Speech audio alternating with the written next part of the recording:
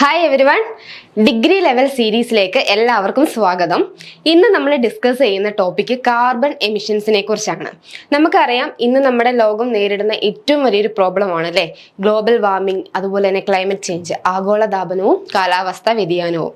അതിൽ ഏകദേശം green house gas emissions, അതുപോലെ തന്നെ കാർബൺ ഡൈ ഓക്സൈഡ് എമിഷൻസ് ഈ ഒരു ഗ്ലോബൽ വാർമിംഗ് അതുപോലെ തന്നെ ക്ലൈമറ്റ് ചേഞ്ചിലോട്ട് കോൺട്രിബ്യൂട്ട് ചെയ്യുന്നത് ഏകദേശം 75%, അതുപോലെ തന്നെ 90%ഓളമാണ്. അപ്പോൾ നമുക്ക് നോക്കാം എന്താണ് കാർബൺ എമിഷൻ, അതുപോലെ തന്നെ അതിന് കാരണമാകുന്ന കാര്യങ്ങൾ ഏതൊക്കെയാണ് എന്നുള്ളത് നമുക്കൊന്ന് നോക്കാം. കാർബൺ ഡൈ ഓക്സൈഡ് അതുപോലെ തന്നെ ഗ്രീൻ ഹൗസ് ഗ്യാസസ് അന്തരീക്ഷത്തിലോട്ട് പ്രവഹിക്കുന്ന ഒരു പ്രോസസ്സിനാണ് കാർബൺ എമിഷൻ എന്ന് പറയുന്നത്. ഗ്രീൻ ഹൗസ് ഗ്യാസസ് എന്ന് പറയുമ്പോൾ ഏതൊക്കെയാണ് അതിനകത്ത് ഉൾപ്പെടുന്നത്? വാട്ടർ വേപ്പർ ഉണ്ട്, കാർബൺ ഡൈ ഓക്സൈഡ് നമ്മളിപ്പോൾ പറഞ്ഞു, methane, ozone, nitrous oxide, chloro fluoro carbon, hydro chloro fluoro carbon, ഇവയെല്ലാം അന്തരീക്ഷത്തിലോട്ട് പ്രവഹിക്കുന്നതിനെയാണ് കാർബൺ എമിഷൻ എന്ന് പറയുന്നത്. ഇതെന്താണ്? അതായത് നമ്മുടെ ലോകം നേരിടുന്ന ഏറ്റവും വലിയ പ്രോബ്ലമായ ഗ്ലോബൽ വാർമിംഗ് അതുപോലെ തന്നെ കാലാവസ്ഥാ വ്യതിയാനത്തിനും ഇത് കാരണമാകുന്നു. ഇനി ഏതൊക്കെ രീതിയിലൂടെയാണ് ഈ ഗ്യാസസ് അറ്റ്മോസ്ഫിയറിലോട്ട് വരുന്നത് എന്നാണ് നമ്മൾ ഇനി അടുത്ത് നോക്കാനായിട്ട് പോകുന്നത്. ഒന്നാമത്തെ കാരണം ഇവിടെ പറയുന്നത് എനർജി പ്രൊഡക്ഷൻ ആണ്. നമുക്കറിയാം, ഫോസിൽ ഫ്യൂവൽസ് അതായത് കോൾ ബേൺ ചെയ്യുമ്പോൾ, അതുപോലെ തന്നെ നാച്ചുറൽ ഇലക്ട്രിസിറ്റി ഉണ്ടാക്കുമ്പോൾ, അതുപോലെ തന്നെ ഹീറ്റ് ജനറേഷന്റെ ഒക്കെ സമയത്ത് എന്താണ് ഈ ഒരു കാർബൺ ഡൈ ഓക്സൈഡ് അതുപോലെ തന്നെ ഗ്രീൻ ഹൗസ് ഗ്യാസസും അന്തരീക്ഷത്തിലോട്ട് പ്രയോഗിക്കുന്നു. അതുപോലെ തന്നെ പവർ പ്ലാന്റ്സിൽ നമുക്കറിയാം, പവർ പ്ലാന്റ്സ് എന്ന് പറയുമ്പോൾ ഇലക്ട്രിസിറ്റി പ്രൊഡ്യൂസ് ചെയ്യുമ്പോഴെല്ലാം സംഭവിക്കുന്നത് എന്താണ്? കാർബൺ ഡൈ ഓക്സൈഡും അതുപോലെ തന്നെ ഗ്രീൻ ഹൗസ് ഗ്യാസസും എന്താണ് അന്തരീക്ഷത്തിലോട്ട് പ്രയോഗിക്കുകയാണ് ചെയ്യുന്നത്. അപ്പോൾ ഒന്നാമത്തെ കാരണം എന്ന് പറയുന്നത് ഏതാണ്? എനർജി പ്രൊഡക്ഷൻ ആണ്. രണ്ടാമത്തെ കാരണം എന്താണ്? അത് ട്രാൻസ്പോർട്ടേഷൻ ആണ്. ഓക്കെ, വെഹിക്കിൾസ്, അതായത് നമ്മുടെ വെഹിക്കിൾസിന്റെ യൂസേജ്, ആ ഒരു യൂസേജ് കൂടുമ്പോൾ എന്താണ് സംഭവിക്കുന്നത്? കൂടുതൽ കാർബൺ ഡൈ ഓക്സൈഡ് എന്താണ് നമ്മുടെ അന്തരീക്ഷത്തിലോട്ട് പ്രയോഗിക്കുന്നു. മൂന്നാമതായിട്ടുള്ള കാരണം എന്താണ്? Industrial process. ഇൻഡസ്ട്രിയൽ പ്രോസസ്സ് എന്ന് പറയുമ്പോൾ അതിനകത്ത് എന്താണ്? കെമിക്കൽ പ്രൊഡക്ഷൻ, അതുപോലെ തന്നെ മെറ്റൽ സ്മെൽറ്റിംഗ് കാര്യങ്ങളൊക്കെ വരുമ്പോൾ എന്താണ്?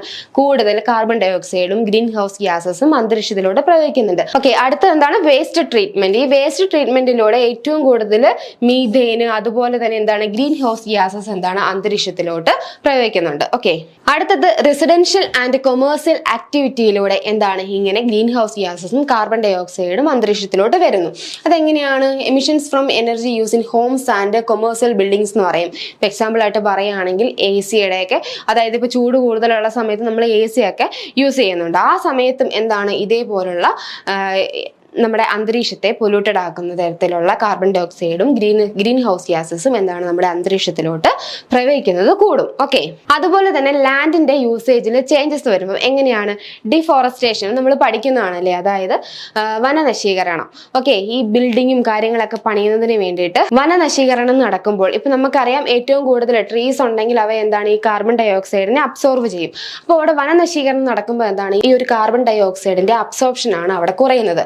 അത്തരത്തിൽ വരുമ്പോൾ എന്താണ് നമ്മുടെ അന്തരീക്ഷത്തിൽ ഈ ഒരു കാർബൺ ഡൈ ഓക്സൈഡ് കൂടുകയും അതുമൂലം എന്താണ് ചൂട് വർദ്ധിക്കുകയും ചെയ്യുന്നു. ഓക്കെ, അപ്പോൾ ഈ പറഞ്ഞതുപോലെ തന്നെ ഒരുപാട് കാരണങ്ങൾ എന്താണ് നമ്മുടെ ഗ്രീൻ ഹൗസ് ഗ്യാസസും CO2 അന്തരീക്ഷത്തിലോട്ട് വരുന്നതിന് കാരണമാവുന്നു. ഇതെല്ലാം എന്താണ് ലാസ്റ്റ് ലീഡ് ചെയ്യുന്നത്? അതായത് ഗ്ലോബൽ വാർമിങ്ങിലോട്ടും അതുപോലെ തന്നെ കാലാവസ്ഥാ വ്യതിയാനങ്ങളിലോട്ടും ഒക്കെ എന്താണ് ഈ കാര്യങ്ങളെല്ലാം ലീഡ് ചെയ്യുകയും ചെയ്യുന്നു.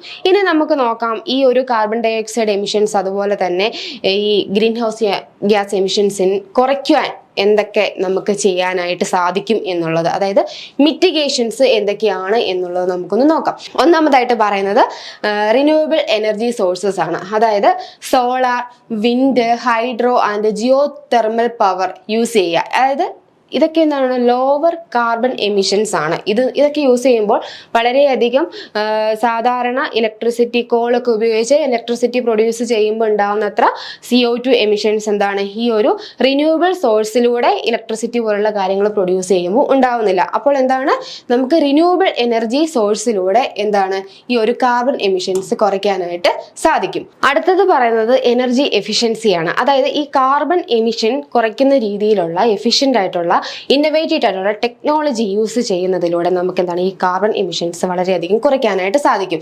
അതുപോലെ തന്നെ കാർബൺ ക്യാപ്ചർ ആൻഡ് സ്റ്റോറേജ് നമുക്കറിയാവുന്ന കാര്യമാണ്. കാർബൺ ക്യാപ്ചർ ചെയ്യുന്ന ഒരു കാര്യമാണല്ലേ അഫോറസ്റ്റേഷൻ. അതായത് ഒരുപാട് മരങ്ങൾ ഉണ്ടെങ്കിൽ ഈ അന്തരീക്ഷത്തിലുള്ള കാർബണിനെ എല്ലാം എന്താണ് അബ്സോർബ് ചെയ്യാനായിട്ട് സാധിക്കും. അപ്പോൾ അഫോറസ്റ്റേഷൻ പ്രൊമോട്ട് ചെയ്യുക, അതുപോലെ തന്നെ ഭൂമിക്കടിയിലെ കാർബൺ അന്തരീക്ഷത്തിലൂടെ റിലീസ് ചെയ്യാതെ സ്റ്റോർ ചെയ്ത് വെക്കാനുള്ള ടെക്നോളജി ഡെവലപ്പ് ചെയ്യുന്നതിലൂടെയും ഇത്തരത്തിലുള്ള പ്രശ്നങ്ങൾ നമുക്ക് ഒരുപാട് കുറയ്ക്കാനായിട്ട് സാധിക്കും. അതുപോലെ തന്നെ വളരെ സുസ്ഥിരമായിട്ടുള്ള കൃഷിരീതി ഫോളോ ചെയ്യുന്നതിലൂടെ നമുക്ക് ഈ കാർബൺ എമിഷൻസ് അതേപോലെ തന്നെ ഗ്രീൻ ഹൗസ് ഗ്യാസ് എമിഷൻസും വളരെ നല്ല രീതിയിൽ കുറയ്ക്കാനായിട്ട് സാധിക്കും. അതായത് ഈ കെമിക്കൽ ഫെർട്ടിലൈസർ യൂസ് ചെയ്യുന്നതിന് പകരം ബയോ ഫെർട്ടിലൈസർ പോലുള്ള കാര്യങ്ങൾ യൂസ് ചെയ്യുന്നതിലൂടെ എന്താണ് ഈ ഒരു എമിഷൻസ് നല്ല രീതിയിൽ അതിന്റെ ഒരു തോത് നല്ല രീതിയിൽ കുറയ്ക്കാനായിട്ട് സാധിക്കും. ഇനി നമുക്ക് നോക്കാം ഇത്തരത്തിലുള്ള എമിഷൻസ് കുറയ്ക്കുവാൻ വേണ്ടിയിട്ട് നമ്മുടെ ഗവൺമെന്റിന്റെ ഭാഗത്തു നിന്നുള്ള ഇനിഷ്യേറ്റീവ്സിനെ കുറിച്ച് നമുക്കൊന്ന് നോക്കാം. India COP26 okay climate of പാർട്ടീസിൽ പറഞ്ഞിരിക്കുന്നത് എന്താണ്? COP26 സമ്മിറ്റിൽ പറഞ്ഞിരിക്കുന്നത് ബൈ 2070 ആകുമ്പോഴേക്കും നമ്മളൊരു നെറ്റ് സീറോ എമിഷൻ അറ്റൈൻ ചെയ്യും എന്നാണ്. ഈ നെറ്റ് സീറോ എമിഷൻ എന്നുകൊണ്ട് ഉദ്ദേശിക്കുന്നത് സീറോ എമിഷൻ അല്ല. അതായത് ഈ പ്രൊഡ്യൂസ് ചെയ്യുന്ന ഗ്രീൻ ഹൗസ് ഗ്യാസിന്റെയും അതുപോലെ തന്നെ അന്തരീക്ഷത്തിൽ നിന്ന് അബ്സോർബ് ചെയ്യുന്ന ഒരു ഗ്രീൻ ഹൗസ് ഗ്യാസിന്റെയും ഒരു ബാലൻസിനെയാണ് നെറ്റ് സീറോ എമിഷൻ എന്ന് പറയുന്നത്. ഓക്കെ, അപ്പോൾ അത്തരത്തില് ആ ഒരു ഗോള് അച്ചീവ് ചെയ്യാൻ വേണ്ടിയിട്ടുള്ള ഇന്ത്യയുടെ ഭാഗത്തു നിന്നുള്ള ഇനിഷ്യേറ്റീവ്സ് എന്തൊക്കെയാണ് എന്ന് നമുക്ക് നോക്കാം. സോളാർ എനർജി, അതായത് ഓക്കെ ഇന്ത്യയുടെ ഭാഗത്തു നിന്നുള്ള ഇനിഷ്യേറ്റീവ്സ് ഇതൊക്കെയാണ്. ഒന്ന് സോളാർ എനർജി. സോളാർ എനർജിയിലുള്ള ഒരു ഇന്ത്യയുടെ ഇൻവെസ്റ്റ്മെന്റ് നമുക്കറിയാം, അത് വളരെയധികം കൂടുതലാണ്. 2030 ആകുമ്പോഴേക്കും ഏകദേശം 450 ഗിഗാവാട്ട് എനർജിയാണ് സോളാർ പവറിലൂടെ പ്രൊഡ്യൂസ് ചെയ്യും എന്ന് ഇന്ത്യ കമ്മിറ്റ് ചെയ്തേക്കുന്നത്. രണ്ടാമതായി പറയുന്നത് ക്രിയേറ്റിംഗ് കാർബൺ സിങ്ക്സ്. കാർബൺ സിങ്ക്സ് എന്ന് പറയുമ്പം അഫോറസ്റ്റേഷൻ, എന്താണ് മരങ്ങൾ നട്ടുപിടിപ്പിക്കുന്നത് കൂട്ടുക, അങ്ങനെ അത്തരത്തിലുള്ള ഇനിഷ്യേറ്റീവ്സ് കൊണ്ടുവരിക എന്നതാണ് ഇന്ത്യ ചെയ്യുന്ന രണ്ടാമതായിട്ട് കാര്യം. അടുത്തായിട്ട് വരുന്ന ഇനിഷ്യേറ്റീവ് എന്ന് പറയുന്നത് ഹൈഡ്രജൻ എനർജിയാണ്. ഈ ഒരു ഹൈഡ്രജൻ എനർജി പ്രൊഡ്യൂസ് ചെയ്യുന്നത് ഗ്രീൻ അതുപോലെ തന്നെ ഗ്രേ ഹൈഡ്രജൻ എന്ന് പറയും. ഗ്രീൻ ഹൈഡ്രജൻ എന്നൊക്കെ പറയുമ്പോൾ റിന്യൂവബിൾ സോഴ്സിലൂടെ, അതായത് സോളാർ പവർ അതുപോലെ വിൻഡ് ഉപയോഗിച്ച് ഹൈഡ്രജൻ പ്രൊഡ്യൂസ് ചെയ്യുന്നതാണ്. അതായത് സീറോ എമിഷൻസ് ആണ്. ഓക്കെ, ഗ്രീൻ ഹൗസ് ഗ്യാസ് ഒട്ടും തന്നെ എന്താണ് ഇത്തരത്തിൽ പ്രൊഡ്യൂസ് ചെയ്യുമ്പോൾ അന്തരീക്ഷത്തിലോട്ട് വരുന്നില്ല എന്നുള്ളതാണ് ഇതിന്റെ പ്രത്യേകത. അപ്പോൾ ഇത്രയുമാണ് ഇന്ത്യയുടെ, ഇത്രയല്ല ഇതിൽ കൂടുതലുണ്ട്. അപ്പൊ നമ്മളിവിടെ 1-2 ഉദാഹരണങ്ങൾ എടുത്തുന്നേ ഉള്ളൂ. അപ്പോൾ എന്താണ് ഇതൊക്കെയാണ് ഇന്ത്യയുടെ ഭാഗത്തു നിന്നും നമ്മുടെ 2070 ആകുമ്പോഴേക്കും നെറ്റ് സീറോ എമിഷൻസ് അച്ചീവ് ചെയ്യാൻ വേണ്ടിയിട്ടുള്ള ഇന്ത്യയുടെ ഭാഗത്തു നിന്നുള്ള ഇനിഷ്യേറ്റീവ്സ് ഇതൊക്കെയാണ്. ഓക്കെ, ഇനി നമുക്ക് ഈ ഒരു കാർബൺ എമിഷനുമായി ബന്ധപ്പെട്ട ഒരു ക്വസ്റ്റ്യൻ പരിചയപ്പെടാം. Which country is currently the largest emitter of carbon dioxide? ഇവിടെ 4 ഓപ്ഷൻസ് കൊടുത്തിട്ടുണ്ട്. United States, China, India, Russia. Answer വരുന്നത് ചൈനയാണ്. ഇപ്പോൾ ഏറ്റവും കൂടുതൽ നമ്മുടെ ലോകത്ത് കാർബൺ ഡയോക്സൈഡ് പ്രൊഡ്യൂസ് ചെയ്യുന്ന രാജ്യം എന്ന് പറയുന്നത് അത് ചൈനയാണ്. ചൈനയെ തുടർന്ന് യുണൈറ്റഡ് സ്റ്റേറ്റ്സ്, അതിനുശേഷമാണ് ഇന്ത്യ വരുന്നത്. ഓക്കെ, നമുക്കറിയാം ഓവർ വെഹിക്കിൾസിന്റെ യൂസേജ്, ഇതെല്ലാം ഈ പെട്രോൾ ഫ്യൂവലൊക്കെ ഉപയോഗിച്ചിട്ടുള്ള യൂസേജ് ആണ് ഉള്ളത്. അതുപോലെ തന്നെ ഈ വനനശീകരണം, കൂടുതൽ ബിൽഡിങ്സും കാര്യങ്ങളും, ഡെവലപ്മെന്റൽ പ്രോജക്ട്സിന് വേണ്ടിയിട്ട് കൂടുതൽ ബിൽഡിങ്സും കാര്യങ്ങളൊക്കെ വരുന്നുണ്ട്. അതെല്ലാം എന്താണ് ഈ മരങ്ങളെല്ലാം മുറിച്ചിട്ടാണ്. അതേപോലെ തന്നെ ഈ കാർബൺ സിങ്ക്സിനുള്ള എല്ലാ കാര്യങ്ങളും നമ്മുടെ ഈ ഡെവലപ്മെന്റ് പ്രോജക്ട്സിന് വേണ്ടിയിട്ട് നശിപ്പിക്കുന്നുണ്ട്. അപ്പൊ അത്തരത്തില് എന്താണ് ഒരു രാജ്യം ഡെവലപ്ഡ് ആവുന്നതനുസരിച്ച് എന്താണ് ആ രാജ്യത്തു നിന്നും എന്താണ് കാർബൺ ഡൈ ഓക്സൈഡിന്റെ അന്തരീക്ഷത്തിലോട്ട് വരുന്ന ആ ഒരു തോതും എന്താണ് അത് കൂടി വരുന്നുണ്ട്. ഓക്കെ, അപ്പോൾ ഏറ്റവും നല്ല രീതിയിൽ കാർബൺ ഡൈ ഓക്സൈഡ് അന്തരീക്ഷത്തിലോട്ട് വരുന്നത് ഏത് രാജ്യത്താണ്? ചൈനയാണ്. സെക്കൻഡ് യുണൈറ്റഡ് സ്റ്റേറ്റ്സ് ആണ്. മൂന്നാമതാണ് ഇന്ത്യയുടെ സ്ഥാനം. ഓക്കെ, അപ്പൊ നമ്മൾ ഇന്ന് ഡിസ്കസ് ചെയ്ത കാർബൺ എമിഷൻ ഈ ഒരു ടോപ്പിക് എക്സാം പോയിന്റ് ഓഫ് വ്യൂല് വളരെയധികം ഇമ്പോർട്ടന്റ് ആയ ടോപ്പിക്കാണ്. ഇന്ന് പറഞ്ഞ കാര്യങ്ങളൊക്കെ നോട്ട് ചെയ്ത് പഠിക്കുക. അതുപോലെ തന്നെ കൂടുതൽ ഇതേപോലത്തെ ടോപ്പിക്സുമായിട്ട് നമുക്ക് നെക്സ്റ്റ് ക്ലാസ്സിൽ കാണാം. പിന്നെ KS മെന്റർ ചാനൽ സബ്സ്ക്രൈബ് ചെയ്യാത്തവരുണ്ടെങ്കിൽ സബ്സ്ക്രൈബ് ചെയ്യുക, ബെൽ ബട്ടൺ എനേബിൾ ചെയ്യുക. ക്ലാസ്സിന്റെ വീഡിയോ വരുന്നതനുസരിച്ച് നിങ്ങൾക്ക് നോട്ടിഫിക്കേഷൻ കിട്ടുന്നതാണ്. അപ്പോൾ നമുക്ക് അടുത്ത ക്ലാസ്സിൽ അടുത്തൊരു ടോപ്പിക്കുമായിട്ട് വീണ്ടും കാണാം. താങ്ക്